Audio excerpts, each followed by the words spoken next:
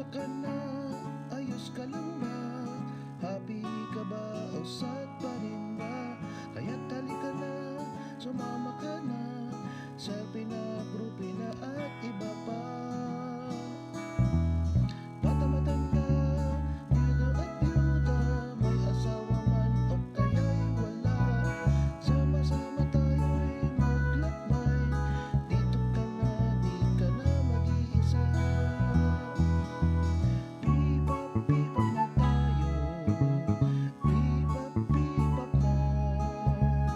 Let us be hip and let us up, tara sa munting tahanan, tahanan ni Kristo.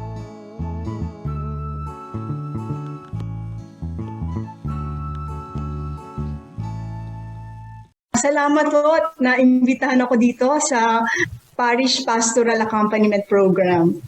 Very exciting po ang topic natin ngayon. Nandito po tayo sa Amoris Laetitia, paragraph 106. Sabi ko nga, itong apostolic exhortation of Pope Francis, the joy of love po sa English, invites Christian families to value the gifts of marriage and the family, to be a sign of mercy and closeness wherever family life remains imperfect or lacks peace and joy. Di naman ho maiiwasan yan eh. Parati hong may pagkukulang. Kaya ang hamon ni Pope Francis, maging signs of mercy. No? Maibigay natin yung awa at habag. Unang-una na sa ating kapamilya, sa ating mga kapuso, no? Yung malalapit sa atin. Yun ho yung importante. So, dito ho, pinapakita ni Pope Francis yung love forgives. Okay, kaya kasi nasabi ko sa inyo, very interesting eh. When we have been offended or let down, forgiveness is possible and desirable, but no one can say that it is easy. Tapos sunod sabi niya, the truth is that family communion can only be preserved and perfected through a great spirit of sacrifice. It requires, in fact, a ready and generous openness of each and all to understanding, to forbearance, to pardon, to reconciliation. Tapos sabi niya pa, there is no family that does not know how selfishness, discord, tension, and conflict violently attack and at times mortally wound its own communion. Hence, there arise the many and varied forms of division in family life. Kasi nga, communion eh. Pagbubuklod ng puso, pagkakaisa, no? So, minsan hindi naman parating ganun ang ating sitwasyon sa pamilya. Marahil, lahat ho tayo may pinapagdaanan na ganyan, ano? Na meron tayong konting hindi pagkakasunduan. Minsan hindi lang konti, minsan malalim. So, kailangan natin yung tignan. Tignan natin, paano magkakaroon ng paghilom. Itatouch ko muna yung first sentence. So when we have been offended and let down, forgiveness is possible and desirable, but no one can say that it is easy. Kung tayo ay nasaktan, kadalasan hindi madali magpatawad. Lalo na yung mahal natin, yung nakasakit, di ba? Yun ang, kasi kung hindi mo masyadong close, nasaktan ka, mas madali mong i-let go eh. Pero yung halimbawa, yung malalim ang inyong pag-uugnayan, lalo na kung kapamilya natin, minsan mahirap magpatawad, no? Ang pagpapatawad ay posible at maaring naisin. Kailangan nating hangarin yung pagpapatawad. At posible yon dahil sa grasya ng Diyos. I repeat, no? Forgiveness is possible and desirable because of the grace of God. Forgiveness begins with a desire. Karamihan kasi, wala man lang paghahangad, walang pagnanasa ng magpatawad. So, kung nandun na kayo na parang sawang-sawa na ako, ang dami ko nang iniluha, baldi-baldi na, ayoko na. Diba? Yun ang importante. We can ask God for the desire. Sabi sa Matthew 7, verse 7, ask and it will be given to you. Seek and you will find. Knock and the door will be open to you. Kasi ho kadalasan, itong scripture na to, nililimit lang ho natin sa paghingi sa mga material na bagay. No? Pang-temporal, we ask when we need money, we ask when we need job, no? Pero hindi natin nagagamit ito dun sa, uy, hirap ako magpatawad. Lord, humihingi ako ng desire para makapagpatawad. Lord, bigyan mo ako ng pasensya. Bigyan mo pa ako ng kindness para itong unlovable na kasama ko, malove ko pa. No? Ito yung minsan yung mahirap eh. Bakit mahirap magpatawad? Yeah. Bakit, no? Lalo na yung kasama mo eh. Kasi minsan, sasabihin niya sila, may mga lalapit sa akin, magpapadasal, may counseling. Sister, kasi paulit-ulit na lang eh. Yung di ba, yung paulit-ulit na lang. Ayoko na magpatawad kasi takot na akong masaktan ulit eh. Masakit eh. May pain. Fear of pain. No? Tapos minsan naman, mataas ang pride. Pag mataas ang pride, walang kababaan ng loob. Hindi kayo magkikita eh. You will not see eye to eye. You will not have that understanding. Pag mataas ang pride, hindi ka makikinig sa explanation nung kabila. Di ba? Kasi buo na sa loob mo na tama ako. Kaya ito yung dapat nating makita sa pamilya eh. Minsan, nagsasabihin, bakit ako magpapatawad? Hindi naman siya humingi ng tawad eh. At saka wala naman, parang hindi ko makikitang magbabago siya. Buti pa hindi ko siya patatawarin, hindi ko siya kakausapin. Tama ba ho? Di ba ganun yung minsan, ganun na yung nandun na tayo sa puntong ganun eh. Ang hirap naman ho, nasa ibang bubong kayo, tapos hindi kayo nag-uusap, no? So, ang iba, kaya mahirap magpatawad kasi nagpatong-patong na. Hindi lang yung isang insidente na yon, may iba pang sama ng loob. Marami na tayong tinanim. No? Pag marami tayong tinanim na sama ng loob, ang aanihin din natin, sama ng loob. Diba? So, parang hindi yata yun ang ibig sabihin ni Pope Francis. Kaya nga sinasabi niya, mahirap eh. No? Kasi di ba meron yung kanta na sapagkat tayo ay tao lamang. Ayun nga eh, kasama yun sa pagkatao natin, yung kahinaan. No? Kaya ito yon. We take the situation to the Lord in prayer. Yun, doon tayo pupunta sa pagdadasal at doon tayo maghihinga kay Lord. No? Only the Lord can show us the truth and give us the light and the power to forgive. That's why we begin by praying for the desire to forgive. Especially if the one who hurt us is a family member. Lalo na kung asawa mo, kung anak mo, hindi mo pwedeng itapon yan eh. Hindi mo yung asawa mo, hindi mo yung pwedeng ibalik sa magulang niya. Yung anak mo, kanino mo ibabalik? Wala, di ba? So, ang gagawin mo, yayakapin mo pa rin. Yayakapin mo pa rin. Sabi ni Pope, there is no family that does not know how selfishness, discord, tension, and conflict violently attack and at times mortally wound its own communion. Hence, there arise the many and varied forms of division in family life. It happens. Diba? It happens. Minsan, pag namatay na yung parents, tapos mag-aaway sa mana. Diba?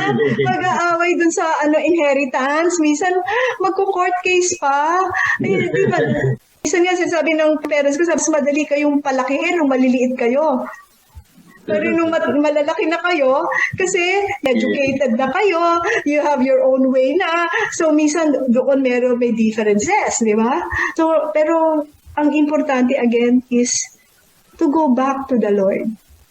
in prayer, intercession, praying for one another.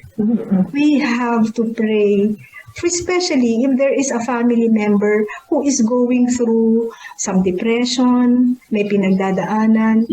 No, let us pray for that person.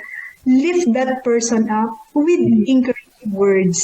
Minsan naman, just affirmation. Kailangan natin ng affirmation.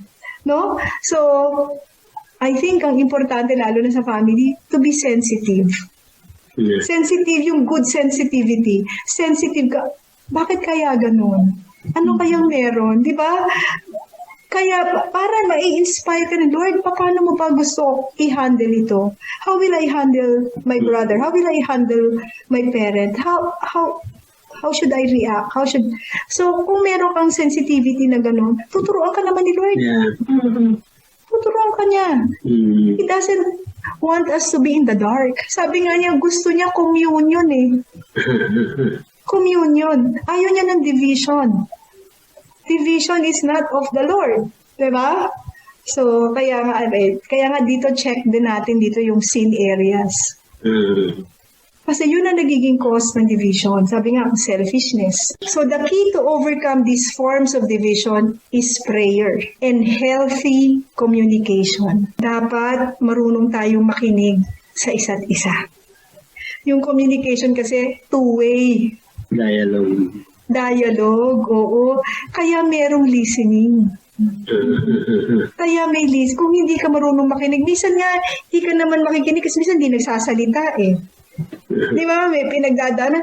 Pero iba yung listening mo. You're listening to the movement of God in your heart in order to reach out to that person. Intuition. Meron kang kinukuhanan ng insight on how to help, how to reach out. Sabi nga ni Father Peyton, the family that prays together stays together. And then sa communication, we can agree to disagree. Okay. Kasi iba-iba tayo ng pinanggagalingan eh. Baka mga na-educated na lalo na mga adults na, no? We can agree to disagree. But we will not be resentful kung hindi ka nanalo. Di ba? We can agree to disagree. But at the end of the day, we are family. I will leave you with two scriptures. Sabi ko nga, yung first one is from Ephesians 4:26. On anger, do not let the sun set on your anger. Kasi, pag pinatagal niyo ho, you will let your anger possess and control you. Pag tumagal na yan, dadating na rin ho yung pride. Makikisiksik si pride. Oo. Huwag mong babatiin. Hindi mo unahin, di ba? Oo. Makikita nyo, palaki na ng palaki yung puwang. Kaya tama si St. Paul, do not let the sun set on your anger. When there is a disagreement, make sure, let love prevail. Because love never fails. The next one is from Ephesians 4 then, be kind to one another, compassionate, forgiving one another, as God has forgiven you in Christ. Always remember, Christ was the first to be kind to us, to be compassionate to us, to be forgiving to us. And He did that on the cross. Sana itong talk na to will give us resurrection graces. There is really joy in the love, in the family.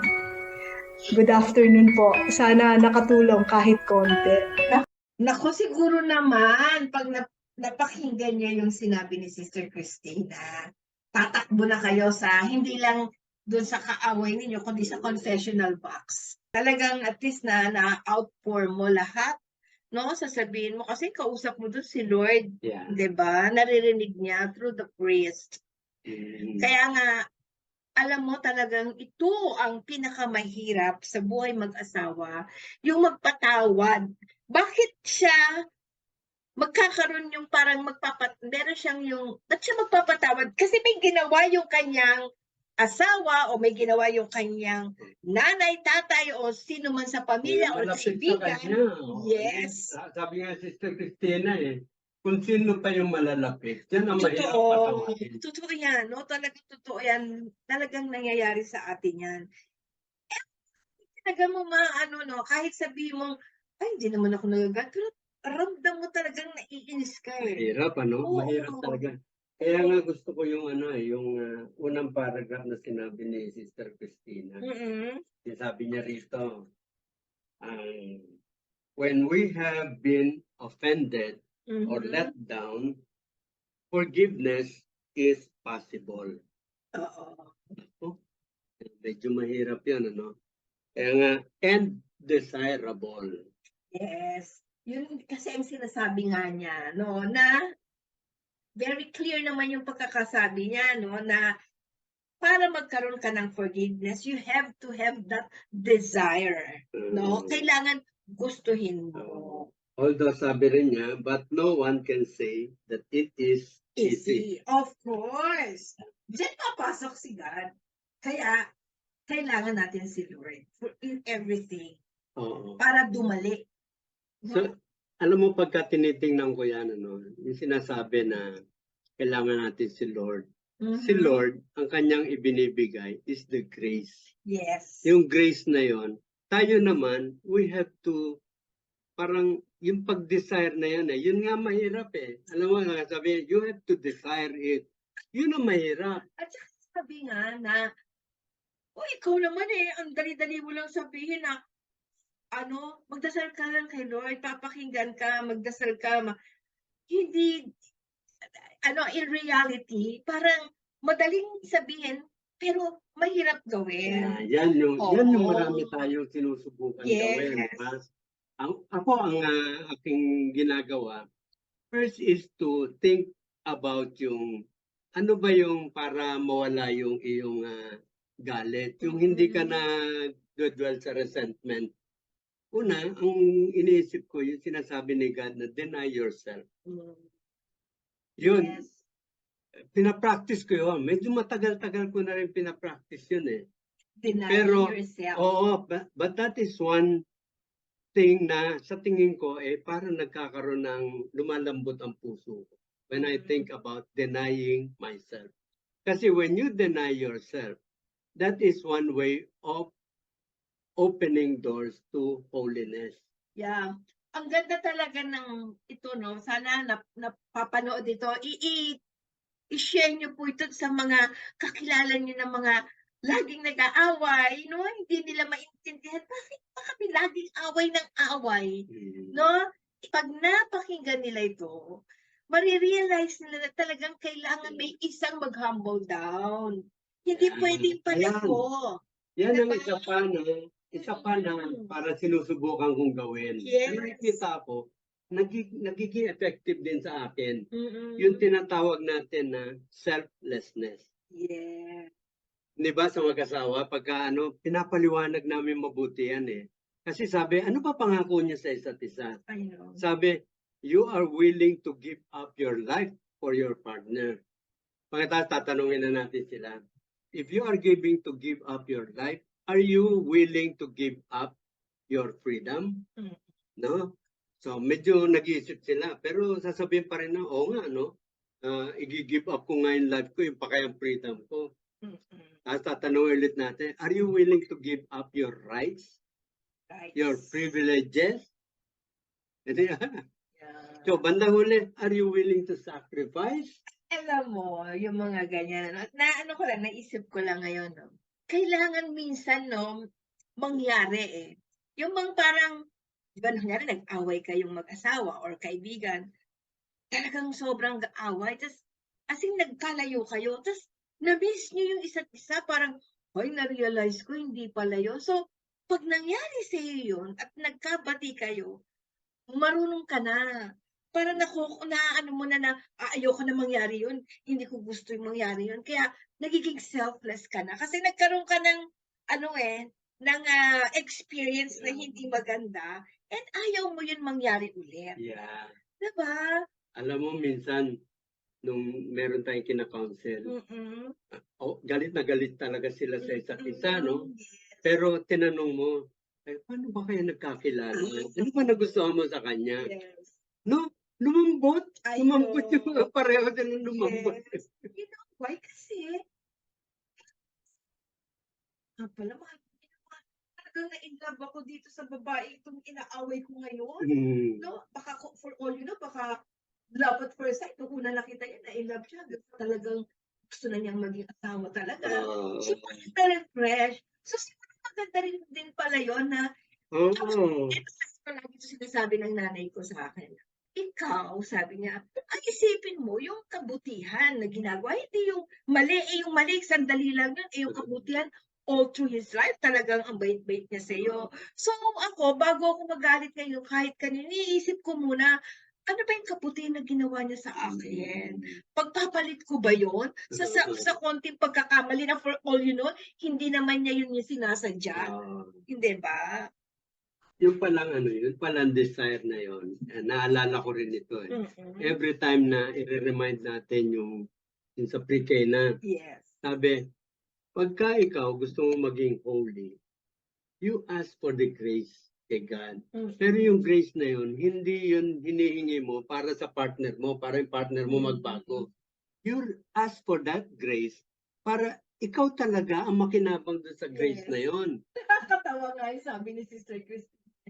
Na pakinggan niya, no, i-playback niya, sabi niya, no, yung prayer kay God, Lord, tulungan mo naman ako, gusto ko nang maging mabuti, gusto ko na siyang batiin, para mamahal ko naman tong unlovable na asawa. But, tingnan mo, unlovable na asawa niya. But, hindi niya sinabing, i-change mo yung asawa ko. But, ikaw, yes, Yun ang ikaw. totoong desire. So that, yung grace na yun, parang talagang ibubuo sa'yo. Yes, ano yung sign mo? Ganon? Yan. Desire. Yan. O, di ba? Sign language. Desire. And then, knock. Yan. Knock at the Oo. door. So, pagka ganun na naging disposition ng puso mo, yung grace ni God, talaga ibubuhos na sa'yo yun.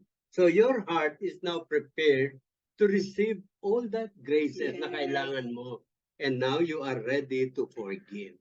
Ang tip ko lang talaga, no, lalo-lalo na yung mga tayo sa mga magulang, na syempre, minsan, hindi mo rin makontrol na. May mga bata talaga, sobrang tigas ang ulo, makukulit, yung ganyan, no. O kaya sa asawa naman, nagagalit ka, o meron din kaibigan, ang iisipin mo lang na, kaya ko ba na hindi na siya batiin for life? Kaya ko ba na habang buhay na lang, naiinis ako sa kanya? Ngayon, dahil, syempre, before naman nangyari yan, kaibigan na ka-best friend mo siya, anak mo siya, asawa mo siya, no? Ang talagang love of your life talaga siya. Ngayon, nung nag-away kayo, isipin mo, magmuni-muni ka. Kaya ko ba yun? Ngayon, I'm sure hindi ninyo kaya na iwan yung asawa mo, iwan yung anak mo, hindi kayo mag-uusap. Yes, hirap. So, wag nyo nang gawin yun. Maging selfless na lang kayo. At hindi nyo lang alam yung grasya na yan, yun yung makapagpupunta sa inyo sa langit. Yeah. Diba? Meron pa tayong isang reminder natin doon sa ikakasal. Sabi natin, ang unang-una, siguro, kumuha kayo nung poster sa 1 Corinthians, verse 13, Yes. 7 to 14. Yung what is love. Kasi, unang pwede mong gawin para ma-desire mo yung pagpapatawad. Alisin mo sa puso mo yung spirit ng evil one. So, para nasa yung spirit ng God, ng Holy Spirit, mararamdaman mo lahat ng sinabi ron. Dapat yun ang nararamdaman mo. So, dapat mo i-dispel lahat ng mga evil spirit. Yes. Magandang reminder din yun. Wala nang hihigit pa. Kay God tayo hihingi ng o tatakbo para magreklamo. Diba? Yan. Pagreklamo, hingi ka na ng grace. Yes. Desire. Kasi yung tatago mo sa sarili mo, Ano, itatanim mo. pupunin mo na na Oo sentence. nga, isa mo kasi sabi si Christina, di ba? Yan. Kaya tingnan niyo naman si Pope Francis. Hindi siya napapagod sa kakaway sa amin. Sabi niya, huwag kayo titigil. Hanggang nandito ako, huwag kayo aalis dyan. Yan, okay? Bye!